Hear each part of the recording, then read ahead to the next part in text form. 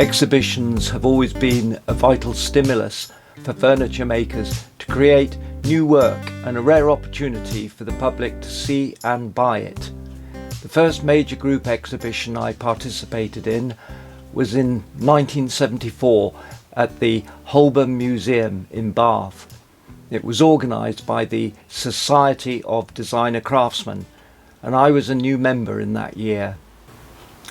The following year, my work was included at the Wood exhibition at the British Crafts Centre in London, so my furniture designs were beginning to get noticed on the national stage.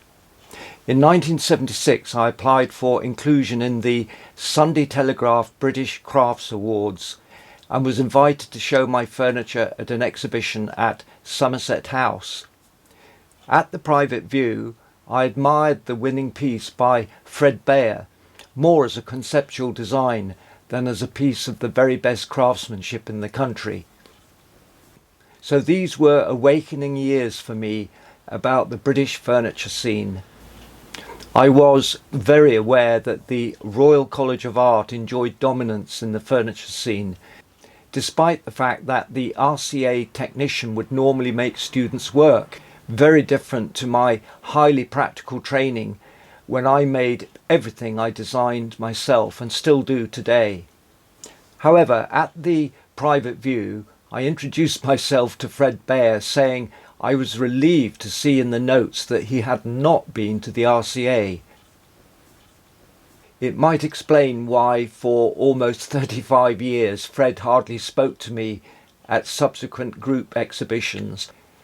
In fact, it wasn't until I filmed him in 2012 for Furniture Today 3 that we had our first relaxed conversation in a pub in Pewsey.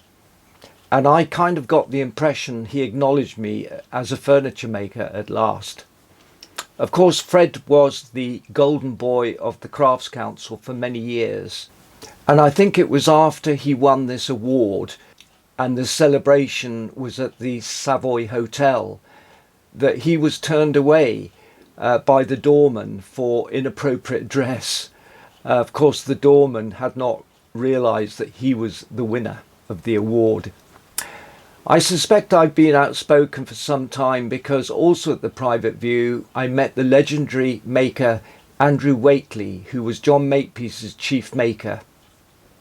On show was the iconic ebony and silver wire chair, and I asked Andrew why his name was not included as he had made the chair, and just as I spoke I noticed John Makepeace in the opposite corner glaring at me. Exhibitions historically were quiet places, so no doubt Mr. Makepeace overheard me. Of course, Thomas Chippendale had people make his work for him. Not known to me at the time, my efforts at the High Wycombe final show did not go unnoticed. The renowned furniture maker Alan Peters was visiting the college talent spotting. He wrote to me a year or two later, inviting me to participate in a major British group exhibition called Flavour of the 70s. This was to be held at the end of 1978 and into 1979 at Southampton's Civic Centre and Art Gallery. I was amongst 5 furniture makers, including Alan Peters and John Makepeace, and I was still pretty well an unknown. It was a real opportunity to give of my best, and I recall working through many nights into the early hours in order to meet the tight exhibition deadline. I produced 3 new designs, one of them a millstone table with open latticework top. I ran out of cedar of Lebanon for the legs at 3 o'clock in the morning. I had to convert the remaining wood into veneers and modify the design of the legs. The work had to be delivered the very next day. It was some contrast to see my furniture that had been created in a tiny underground workshop without any natural light to be exhibited in one of the most spacious marble floor galleries in the country, and for a total unknown to be showing work alongside the 2 leading practitioners in the field, Alan Peters and John Makepeace.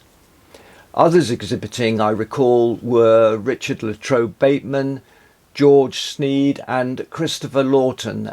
He was the other unknown. A cabinet on display by John Makepeace had a £78,000 price tag. Wow, this was the company I was keeping. So things began to happen for me in the late 1970s, but my memory was still fresh about trying to get my innovative furniture design shown, particularly in two prestigious galleries in Bath, 3 years previously. One gallery owner turned me down because I'd not been to the Royal College of Art, and the other one told me literally to come back when I was famous. I recall writing a letter to Design magazine with the heading "The Game of the Name" and being slated by the rather bullish husband of the owner of the Coexistence Gallery in Bath that if Broun's ideas are any good, they will find their way in the marketplace. What utter rubbish, as without an opportunity for new ideas to be seen, the public will never get to know about them. In my somewhat naive days back in 1973, whilst working with friends in London, I posted a tiny card in a shop in the King's Road advertising our contemporary furniture. It ain't the way it's done, darling. A more pleasant experience was when I took my trademark rocking chair on the train from Bath and then on the London Underground to the offices of Habitat in Neal Street. The girl at reception looked at me in astonishment. "You'll never get to see the managing director without an appointment." Of course, I had little chance of making an appointment with him, so I replied, "He has to come out sometime for the toilet." So I sat on my chair, and the MD, I think his name was Christopher Haynes, came out, smiled at me and gave me half an hour of his time. He was very encouraging but almost apologetic that my chair was too upmarket for Habitat, and he scribbled down the names of a few contacts for me, but nothing materialised. I guess it was all part of the journey that was paved with Rejection. A strange twist of fate was that in the 1980s, gallery owners would invite me to exhibit. When I said, "Don't you want to see my work?" they said, "No, it's all right. We know your work, darling." Now, marketing has always been a problem, as I said before, especially for innovative work. Using retail outlets with their high markups and operating on a sale or return basis has never been a satisfactory way of selling. By good fortune, just around the corner from where I lived and on the main A4 London to Bath Road, there was an empty shop, a tiny shop. I approached the owner and rented the window for only £3 per week.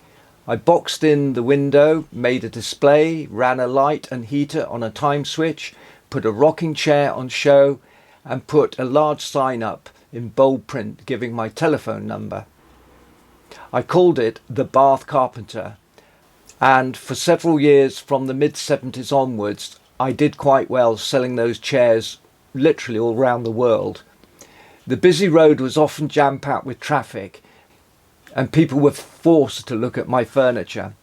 The lack of access to the shop and the telephone number being the only form of communication served as a useful deterrent to the half-hearted, because the majority of inquiries landed up as commissions.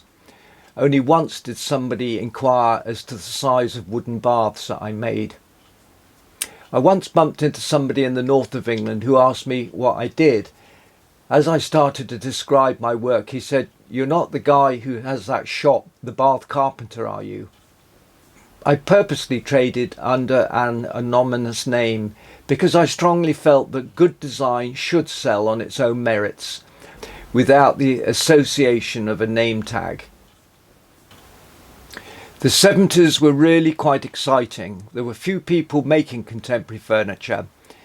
John Makepeace and Alan Peters were well known, of course, and there were a few ex-Royal College of Art people opting out of the industrial rat race and setting up workshops.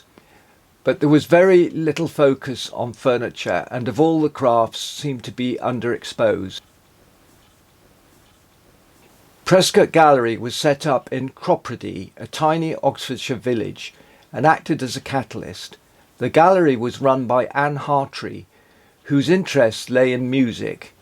Her friend, the wife of the politician and leader of the House of Commons, Richard Crossman, financed the gallery from the publication of his diaries. Anne managed to bring together in one small space off the beaten track all the country's best furniture designer makers.